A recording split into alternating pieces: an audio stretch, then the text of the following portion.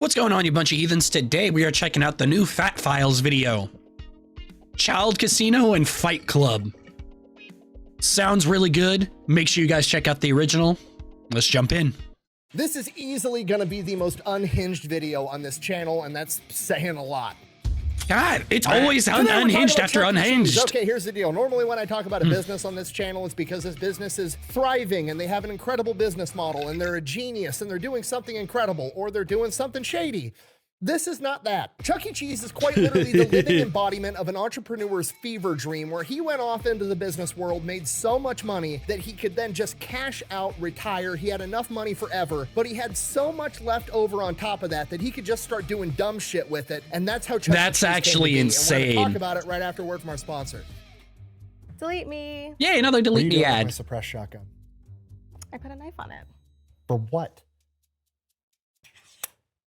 Sourdough? You put a bayonet on a suppressor for sourdough bread. That's cool. Why? It's America. That's cool. The logic's impeccable.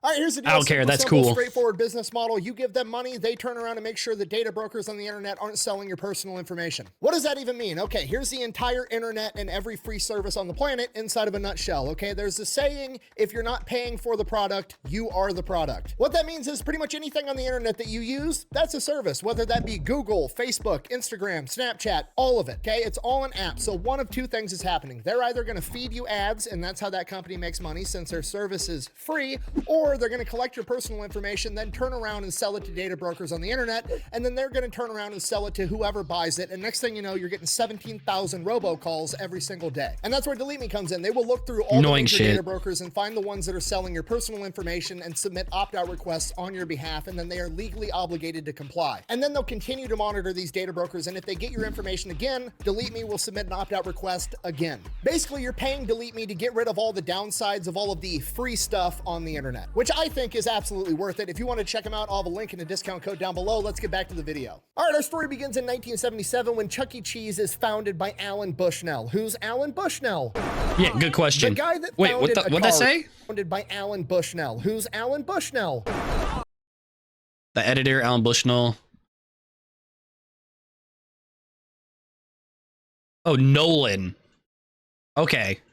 I'd like to apologize on behalf of him for mistaking your name for Alan.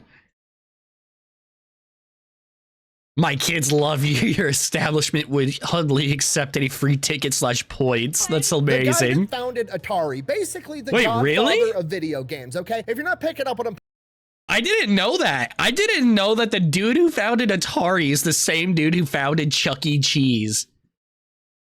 That explains why he had so much fucking money just lying around. Like, that really does. Down. I'm trying to tell you, he's got a lot of money. And if you listen to him tell the story, he's got, you know, the typical entrepreneur story where he noticed a gap in the market. He had a brilliant idea. He executed on it and made a business. The summary of that story is basically he, you know, founded Atari, was running this big company. They were making arcade games. They were selling them to arcades, and the arcades were making a ton of money with all the quarters that were coming in. So he's like, okay, well, obviously we should start having our own arcades. And then he had the idea of pairing it with food, and he went with pizza because it takes a while to prepare. It's kind of hard to fuck it up, you know what I mean? It's bread, yeah, pretty sauce, fucking smart, cheese, and meat that's already pre-cooked. You throw it on top, throw it in the oven. So he's gonna have an arcade where people come in, they order a pizza, they're sitting there for 20, 30 minutes waiting for the pizza to get done, and they play at the arcade in the meantime. I know what you're thinking, fat electrician, that sounds like a pretty good business model to me. Why is it an entrepreneur's fever dream? And it's because everything after the inception of the idea is not even fathomable to anybody other than a man that's already worth tens, if not hundreds of millions of dollars,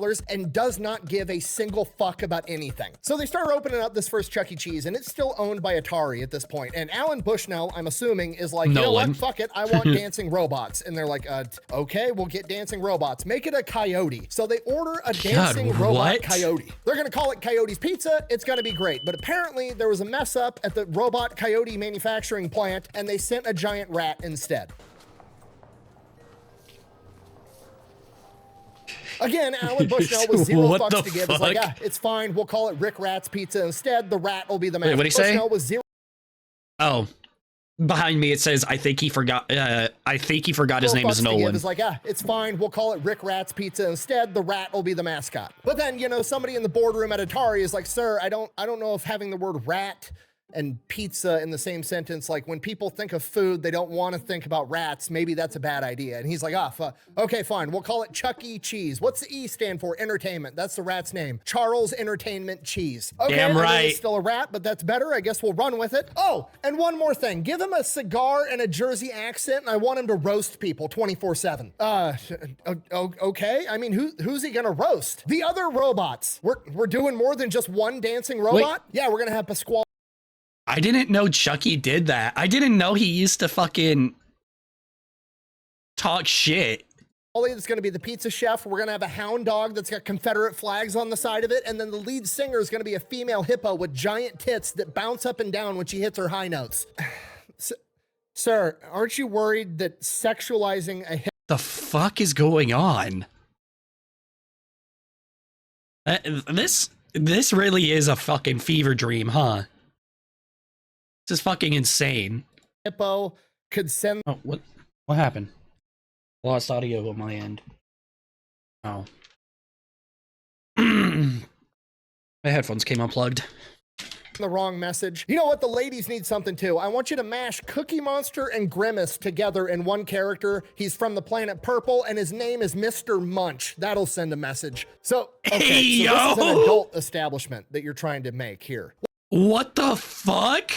What? No, we're marketing to kids, okay? I'll slow this down so you nitwits can keep up, okay? Parents bring their kids to a pizza place because they don't want to cook dinner. They've had a long day at work, all right? Now, they're gonna come in, the kids are gonna see the arcade games, they're gonna go fucking nuts, and we're gonna take their money. In exchange, we're gonna give them our own golden tokens, and then the kids are gonna go play the arcade games. The arcade games are gonna spit out tickets, and then they can exchange those tickets for prizes like candies and toys and shit. Sir, you're the boss, I'll do whatever, but just so we're clear, you want to start a child casino run by an animatronic rat that's from New Jersey that's smoking a cigar, talking shit to the other. I mean, to be fair, the whole token idea is very obviously, like, big. I want to say, I guess you could say, because that's like how every place that's like Chuck E. Cheese does this shit.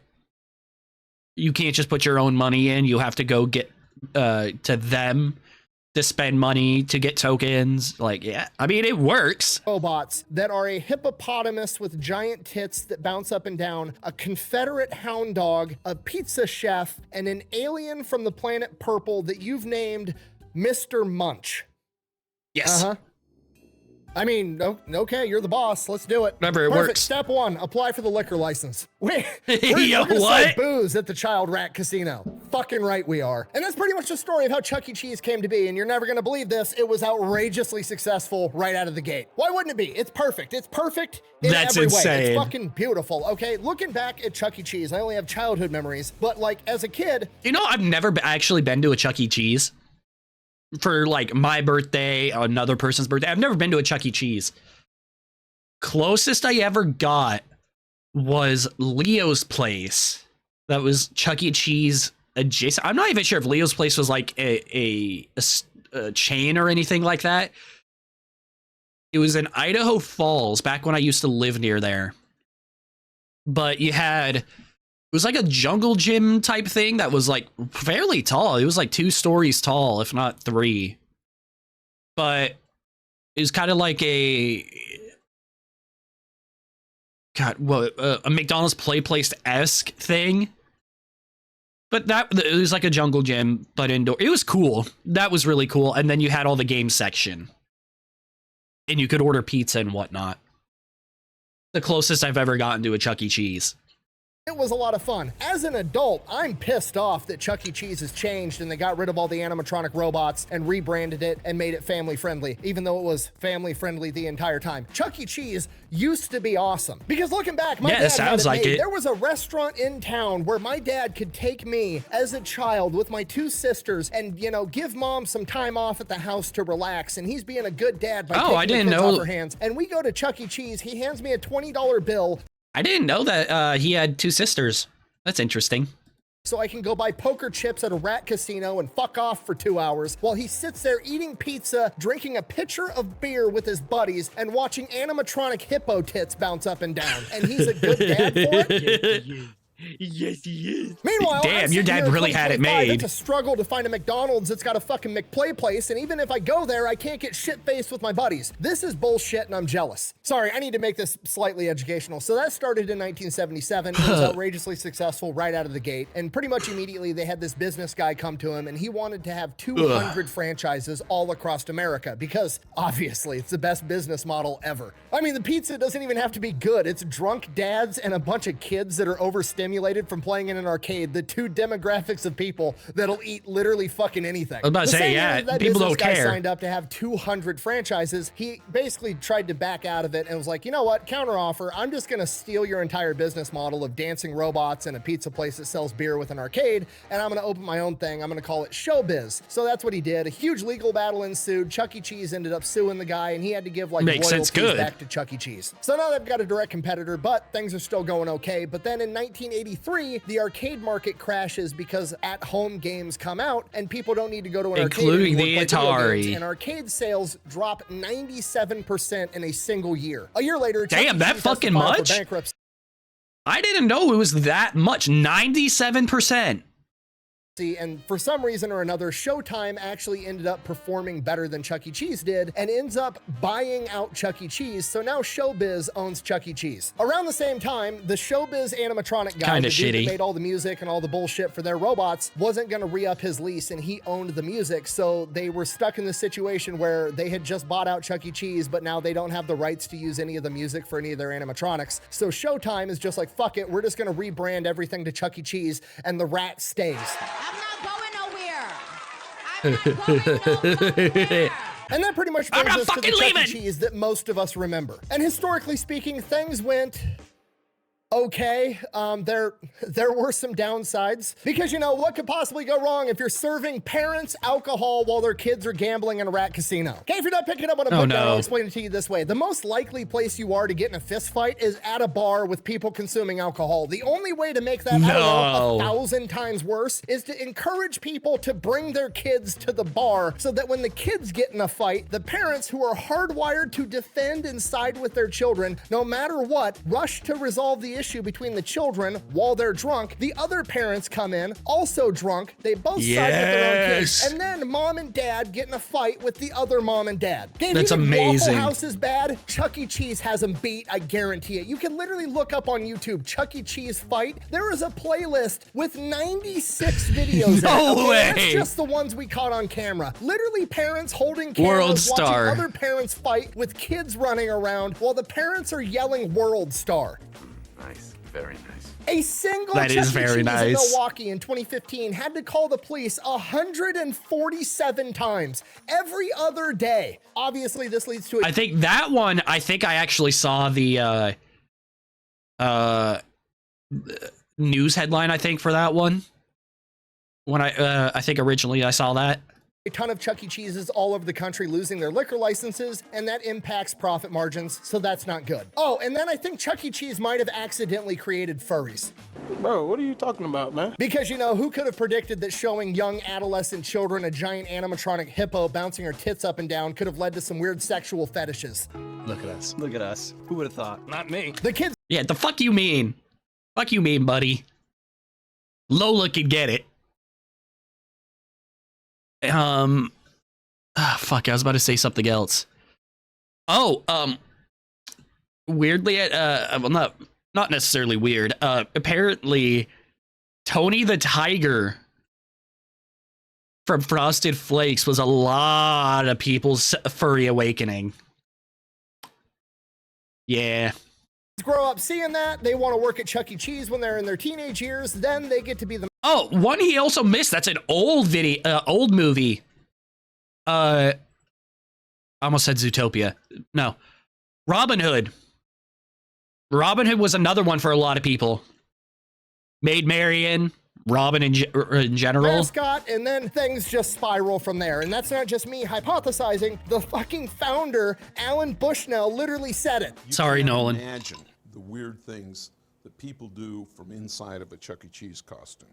The other thing that you don't know is the weird things that employees do in the Chuck E. Cheese changing room closet. Locked door, small space, anyway. So other than that, business was No. great. And then they got accused of recycling pizza because, you know, the pizza from Chuck E. Cheese is not that great. They're serving it to drunk parents and small children. Nobody cares what it looks like. Well, people started getting these like lopsided pizzas where it didn't even look like it was cut from the same pie. So people started thinking that they were just taking old slices that people didn't eat and throwing them all together into one like monstrosity pie and bringing it out as a new pizza, which allegedly wasn't true, but a lot of people thought it was, so that led to a downturn in business. No, And then I don't think COVID that was hit, which was true. obviously a disaster for Chuck E. Cheese, but they needed to find a way to stay in business, and that's exactly what they did in the Yeah, how'd they do it? sketchiest way possible. As I'm sure you can imagine if you lived through it, food delivery services were basically like born and thrived under COVID. DoorDash, Uber Eats, Grubhub, all that bullshit. Yeah. So Chuck E. Cheese started offering If you didn't know someone who like drove for that during COVID, you're weird. their pizza to get delivered to your house, but nobody on the planet would ever order a pizza from Chuck E. Cheese to get delivered to the house.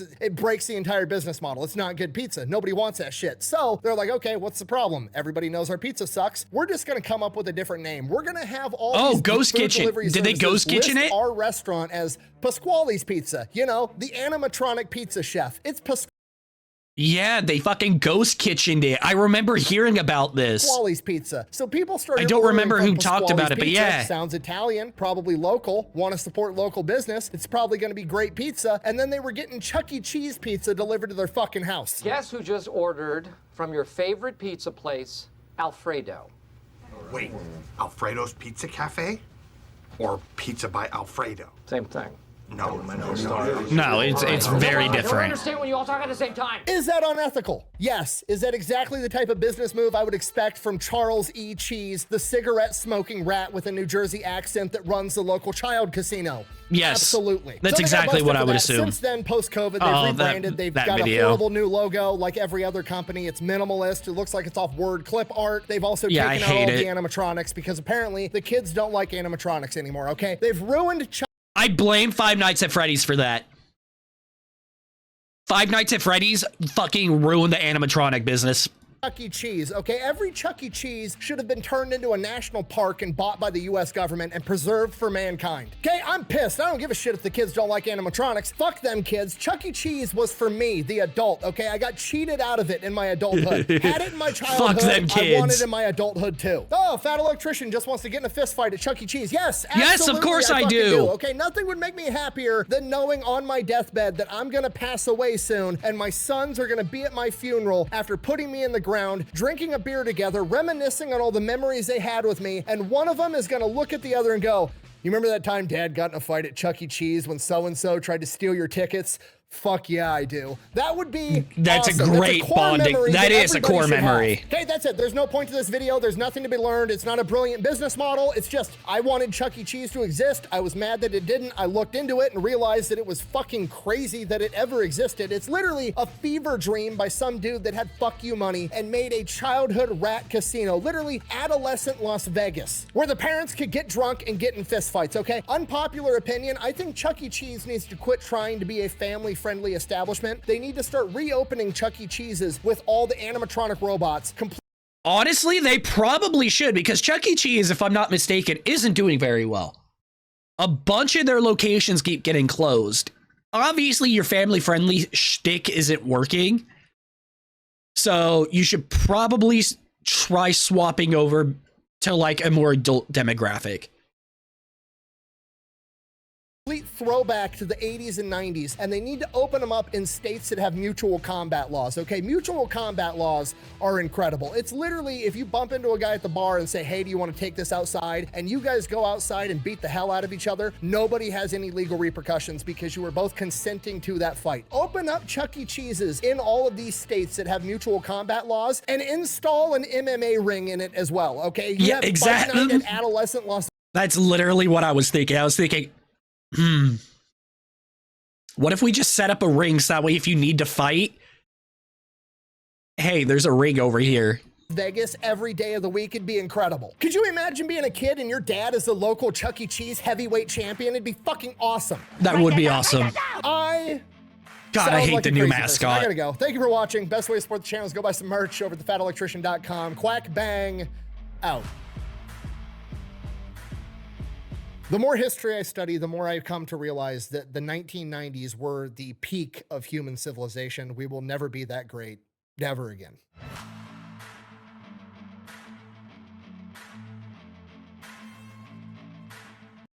This is a good one. Well, that was Child Casino and Fight Club by the Fat Files. God, that was so fucking good. Make sure you guys check out the original. Like, comment, subscribe. And until next time, you guys take care of yourselves. See ya.